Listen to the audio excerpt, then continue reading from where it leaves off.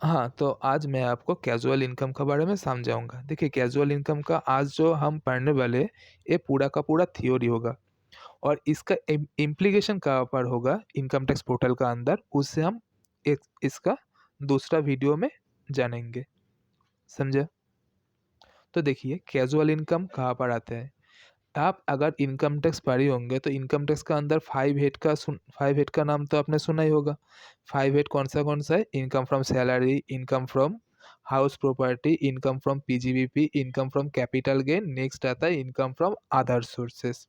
तो other source का अंदर एक सेक्शन होता है सेक्शन 56 टू आईवी, जिसे हम कहते हैं कैज़ुअल इनकम, ठीक है? तो कैजुअल इनकम कहाँ पर आता है आपने जान लिया। अब बात आती है कि कैजुअल इनकम कौन सा इनकम को हम कैजुअल इनकम कहते हैं। देखिए income in the nature of winning from lotteries, अगर आपने लॉटरी से कुछ भी अर्न किए हो तो उसे हम कैजुअल इनकम कहेंगे।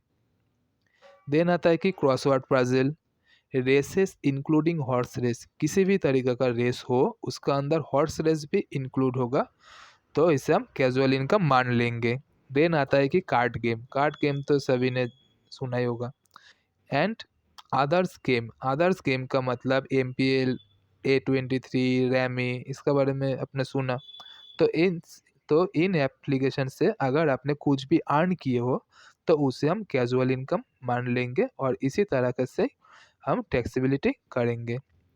देन आता है कि any short gambling, betting etcetera. देखिए गैम्बलिंग एंड बेटिंग एक इल्लीगल हो सकता है, किसी-किसी स्टेट में इल्लीगल है, किसी-किसी स्टेट में लीगल है। लेकिन इनकम टैक्स के पर्पज़ से किसी भी चीज़ इल्लीगल नहीं होता है। इनकम टैक्स वाला पहले आपसे टैक्स ले लेगा, देन बाद में आपका हिसाब-किताब करेगा, ठीक है? यही होता है इनकम टैक्स का नेचर। अब आती है कि तो कैज़ुअल इनकम का हम टैक्सेबिलिटी कैसे करेंगे? तो सच विनिंग, इधर से आप जितना भी अर्न किए होंगे तो उसका ऊपर टैक्स कैसे आएगा? फ्लैट रेट होगा 30% वाला, जिसका अंडर सेक्शन 115 बीबी का अंदर आएगा। ठीक है? तो इनकम टैक्स का अंदर आपने जितना भी टैक्स देखे होंगे सभी के सभी 2 ही होता है। एक होता है कि स्लैब रेट वाला टैक्स, दूसरा होता है कि फ्लैट रेट वाला टैक्स। स्लैब रेट वाला टैक्स किसे कहते हैं? स्लैब रेट वाला टैक्स कहते हैं कि 0 से लेकर 2.5 लाख तक नील होता है। देन 2.5 लाख से 5 लाख तक 5% होता है नॉर्मल इंडिविजुअल के केस में, और सीनियर सिटीज़न के केस में 5 लाख तक नील होता है। इसी तरीके से जितना भी टैक्स निकाला जाता है उसे हम कहते हैं कि स्लैब रेट वाला टैक्स। और फ्लैट रेट टैक्स किसे कहते हैं? जिसका ऊपर सीधा-सीधा टैक्स पड़ता है, ठीक है? तो तो कैजुअल इनकम से अब आप जितना भी अर्न किए होंगे इसका ऊपर सीधा-सीधा 30% वाला टैक्स आएगा। तो ये वाला 30% बाद में इंक्रीज़ हो सकता है। कैसे इंक्रीज़ हो सकता है? Further increase by surcharge. Surcharge आपने सुना?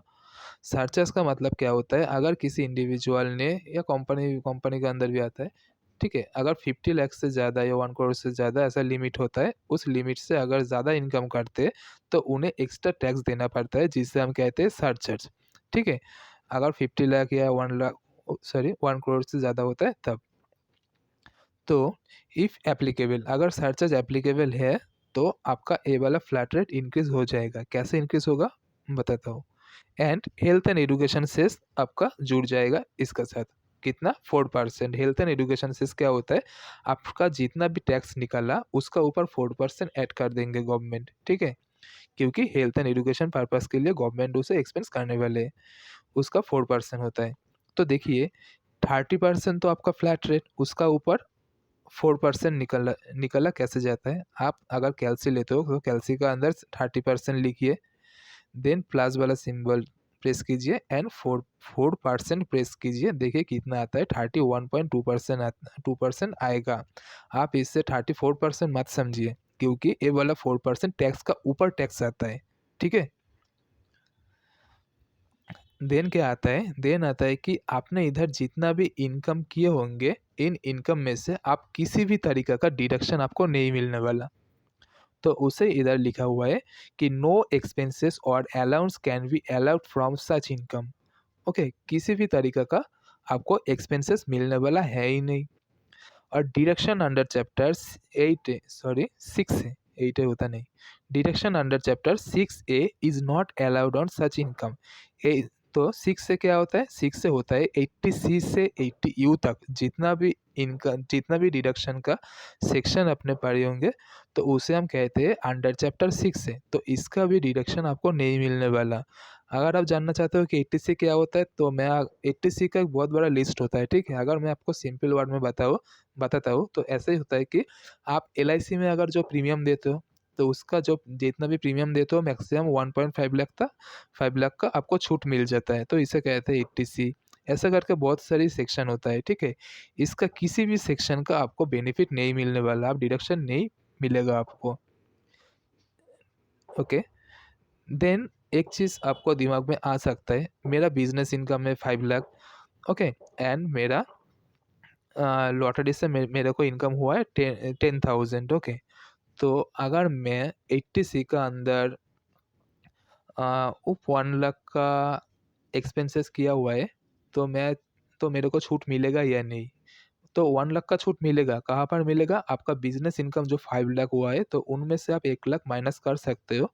लेकिन आपने जो आपका कैज़ुअल इनकम होगा तो इनमें से आपको छूट नहीं मिलने वाला। समझ गया? तो 80 से 80 तक तो छूट मिलेगा। कौन सा इनकम का? आपका ग्रॉस टोटल इनकम में से स्पेशल रेट वाला को हटा दीजिए, स्पेशल रेट वाले 30% को हटा दीजिए। इसके अलावा जो स्लैब रेट वाला परसेंटेज होगा उसका ऊपर ए वाला सेक्शन एप्लीकेबल हो जाएगा। देन आता है कि adjustment of unadjusted basic exemption limit is also not permitted against such income. तो अनएडजस्टेड बेसिक एग्जम्पशन का मतलब क्या होता है?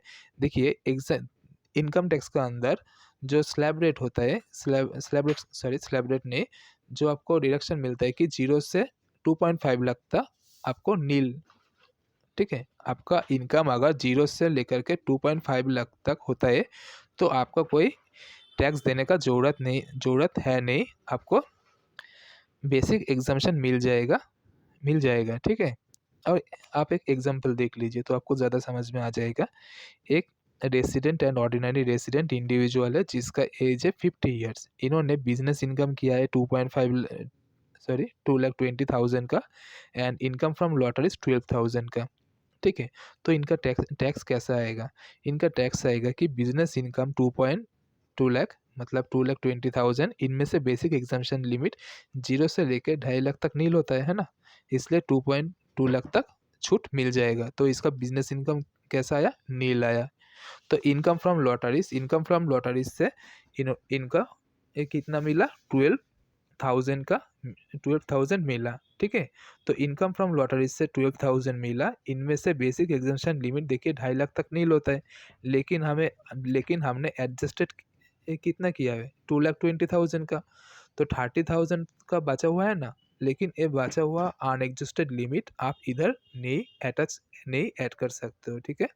मतलब आप इस 12,000 से माइनस नहीं कर सकते हो, समझा? तो ये वाला 12,000 आपका पूरा का पूरा ग्रॉस टोटल इनकम बन जाएगा। आपका ग्रॉस टोटल इनकम ये वाला तो माइनस हो गया, इसके अंदर तो आया ही नहीं, ठीक है। तो GTI के अंदर आ जाएगा। मतलब ये थोड़ा सा गलती किया हुआ इधर, आप समझ सकते हो। अगर नहीं समझते हो तो मुझे बता सकते हो। देखिए, GTI का अंदर तो ये पूरा का पूरा आएगा ना। GTI का अंदर ये वाला GTI लिखना ही नहीं चाहिए था। GTI का अंदर 2,20,000 एंड 12,000 मतलब 2,32,000 आएगा। देन हम लोग क्या करते हैं, जो हमारा नॉर्मल इनकम होता है उनमें से बेसिक एग्जम्पशन लिमिट हमें मिल जाता है, लेकिन जो हमारा स्पेशल प्रोविजन वाला टैक्स होता है, स्पेशल रेट वाला टैक्स, उसका अंदर बेसिक एग्जम्पशन लिमिट का कोई भी डिडक्शन हमें मिलता नहीं, ठीक है। इसलिए तो हमें टैक्स कितना देना पड़ेगा? इस 12,000 का ऊपर हमें 30% का टैक्स देने वाला हूँ मैं, ठीक है। तो हमारा टैक्स पेबल कितना आएगा? 12,000 का ऊपर 30% मतलब 3,600, 3,600 हमारा टैक्स आया है। लेकिन इनमें से हम डिडक्शन अंडर सेक्शन 87A ले सकता हूँ मैं, समझा? इसे आप ध्यान से देखना। अगर आप इंटरनेट पर सर्च करोगे तो आपको क्या दिखाई देगा? आपको दिखाई देगा कि आप 87A का डिडक्शन नहीं ले पाओगे। लेकिन मेरा भी डाउट था, मैंने काम किया, काम करने का टाइम मुझे पता चला कि 87A का डिडक्शन मिलता है। ये आपको अगर आपको भी डाउट होता है तो मैं जब आपको प्रैक्टिकल काम करके दिखाऊंगा, उधर आप देख सकते हो कि इसका डिडक्शन हमें मिलता है। समझा? तो हमारा टैक्स कितना बनता है? टैक्स हमारा बनता है नील। ठीक है। और अगर आपको किसी भी लॉस रहता है प्रीवियस ईयर का, तो लॉस का भी आपने किसी भी तरीके से सेट ऑफ कैरी फॉरवर्ड आपको नहीं मिलने वाला। समझ गया? अब देखिए कैजुअल इनकम के बारे में तो आप समझ गए होंगे। अब आता है कि इसका जो टीडीएस वाला पार्ट होता है, तो टीडीएस कैसे होता है? देखिए TDS under section 194B and 194BV। Okay. और समझा? अब 194B किस पर्पस के लिए यूज़ होता है? 194B यूज़ होता है विनिंग फ्रॉम लॉटरीज और क्रॉसवर्ड पजल। अगर आपने लॉटरी से इनकम किए हो या क्रॉसवर्ड पजल से इनकम किए हो, तो जिन्होंने आपको पेमेंट किया उन्होंने आपसे टीडीएस कट लेगा। समझा? अब क्या बात आती है कि hence payer is the liable to deduct TDS. जो पेयर मतलब जिन्होंने आपको जिनसे पेमेंट मिला है, जो पेयर होता है। समझा? पेयर का लाइबिलिटी क्रिएट होता है कि अगर पेयर ने 10,000 रुपीज़ से ज़्यादा का पेमेंट किए होंगे तो उनको 30% का टीडीएस काटना ही पड़ेगा। समझा? तो 10,000 तक आपको टीडीएस काटने का कोई ज़रूरत है नहीं। अगर आपने किसी को लॉटरी का इनकम पेमेंट करते हो 10,000 तक, तो आपको टीडीएस काटने का ज़रूरत है नहीं। लेकिन अगर आपने 10,000 से ज़्यादा का पेमेंट करते हो, तब आपको 30% का टीडीएस काटना चाहिए। कौन सा सेक्शन का अंदर? Under section 194B। ओके।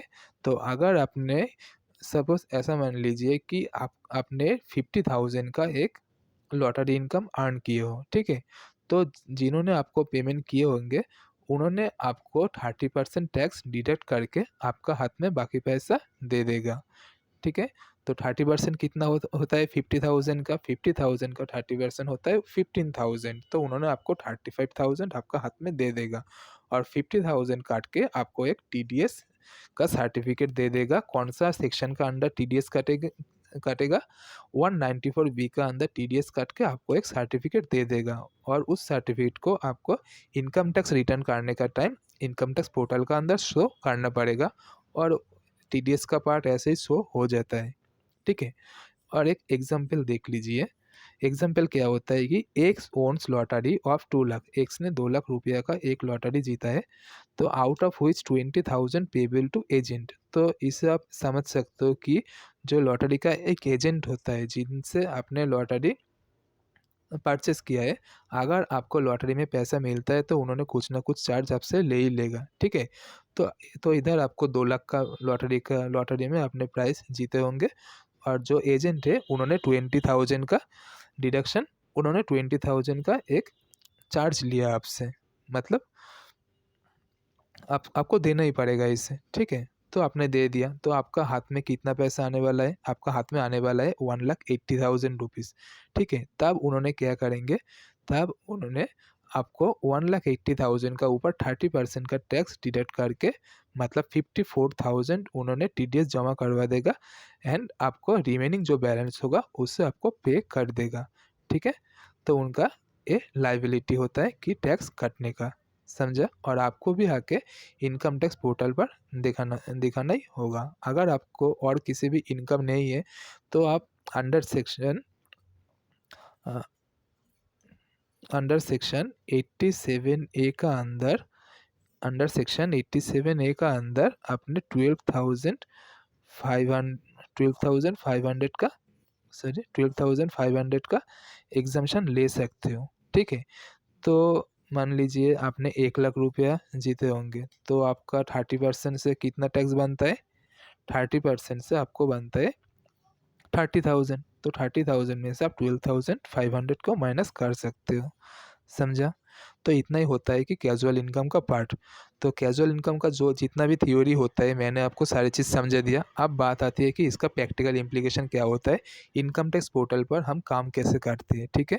अगर आपने वीडियो में कमेंट किए होंगे तो मैं आपको सिखा दूँगा कि इनकम टैक्स पोर्टल पर कौन-सा आईटीआर भरना होगा और आईटीआर में कैसे काम करते हैं, ठीक है? ये आपका ऊपर छोड़ देता हूँ। Thank you.